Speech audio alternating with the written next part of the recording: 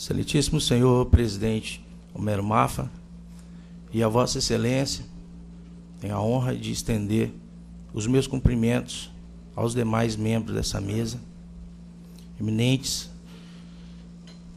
conselheiros desta sessão, prezados colegas aqui presentes, candidatos, funcionários, meus cumprimentos.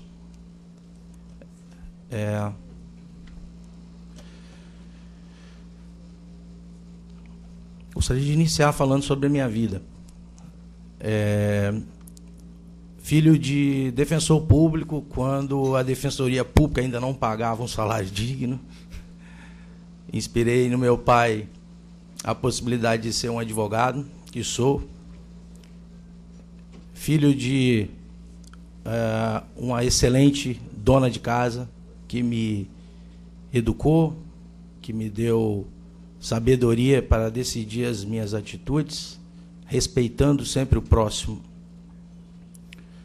Me formei em 92, em Colatina, pela Faculdade de Direito de Colatina, FADIC, e iniciei meus trabalhos como advogado em outubro de 92,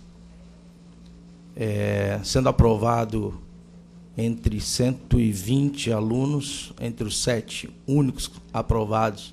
Graças a Deus eu consegui passar no exame de ordem. Quando me formei em 92, e aqui eu tenho colegas aqui que se formaram comigo, eu tive uma grande baixa na minha vida, que foi o falecimento do meu pai, no dia da minha formatura. Eu estava colando o grau. E isso, pelo que possa parecer como dificuldade, me deu muito mais vontade de vencer e de demonstrar à sociedade o potencial que eu queria demonstrar. Com 6 meses de carteira da ordem, eu não vou dizer violentamente, mas eu fui seriamente ofendido por autoridade judiciária.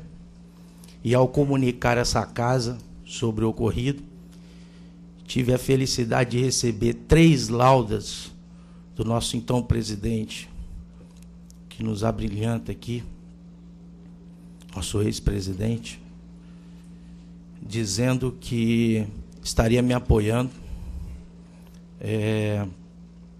em todas as minhas decisões.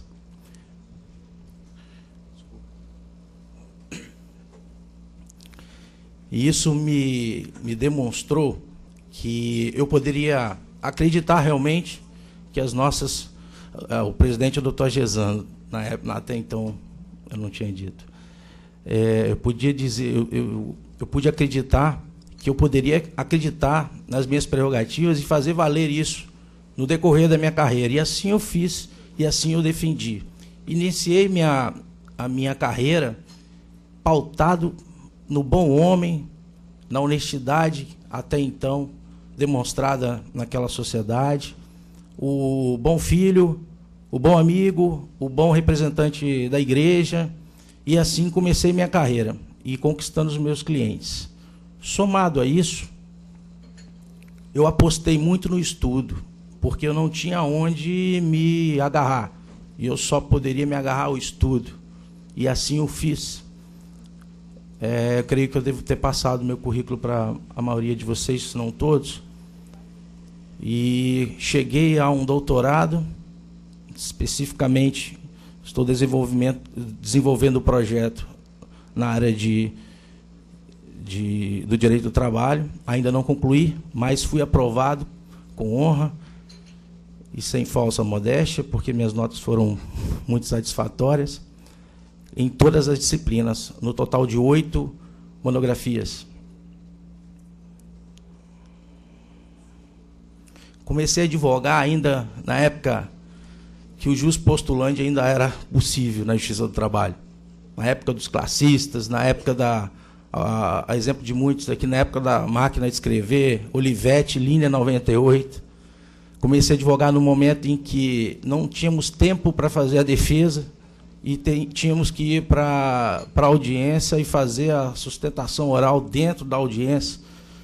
E muitas vezes me vi nessa circunstância, porque o cidadão chegava com o fato e a gente tinha que dar o direito e a defesa dele em tempo real. Lecionei por 7 anos na Faculdade de Direito de Colatina, inclusive na cadeira de processo do trabalho. Parei de lecionar em 2003 para 2004, quando vim para Vitória, e optei por somente advogar, porque achei mais interessante, até para a minha saúde.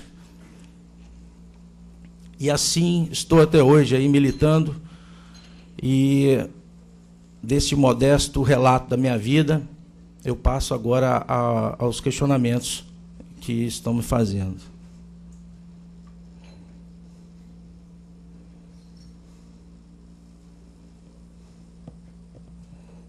Bom, o primeiro questionamento é sobre o 5º constitucional.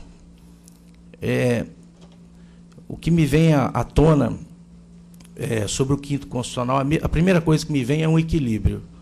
É levar aqueles juízes de direito, então desembargadores, um pouco ou tanto quanto a nossa experiência no dia a dia da militância, um pouco da nossa dificuldade em desenvolver o nosso trabalho nessa justiça especializada e tão importante por um Estado democrático de direito.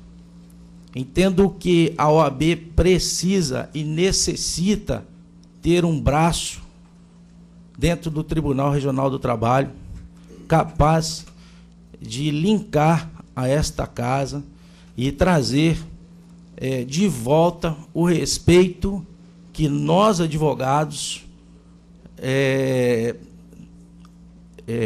necessitamos e que tanto sofremos no dia a dia. Entendo que o desembargador, representando o 5º, terá o dever de sensibilizar os demais pares, doutor Zé Irineu, que está sempre lá, a não ficarem comendo melancia enquanto o colega estiver falando aqui na frente. Quando eu era ainda jovem, eu estava na escola, e algum aluno estava mascando chiclete, a professora parava a aula e mandava jogar o chiclete fora.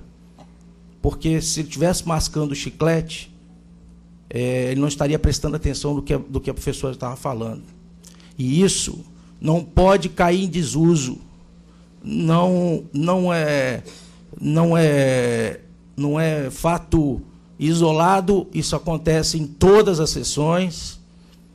E não estou dizendo que não podem fazer lanche, mas enquanto tiver uma sustentação oral de um colega, inadmissível que se pare e que se comece a prestar atenção numa melancia, e me desculpe aqui a falta de condições para falar, mas é exatamente isso, uma melancia, enquanto a vida de um cidadão está sendo defendida. Ok, obrigado.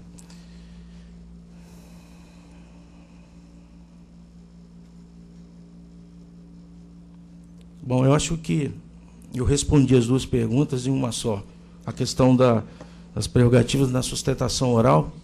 E acho que é muito importante que nós saibamos que o advogado não tem somente aquele tempo para sustentação oral, mas ele pode e deve, inclusive, chamar a palavra pela ordem para defender qualquer tipo de irregularidade, ilegalidade que possa estar acontecendo na sessão, inclusive questões de fato.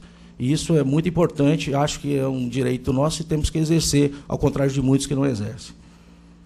Sobre a questão da competência, sobre a emenda 45, muito se discutiu sobre onde se decidia as indenizações de dano moral e dano patrimonial, se era na justiça comum, se era na justiça do trabalho.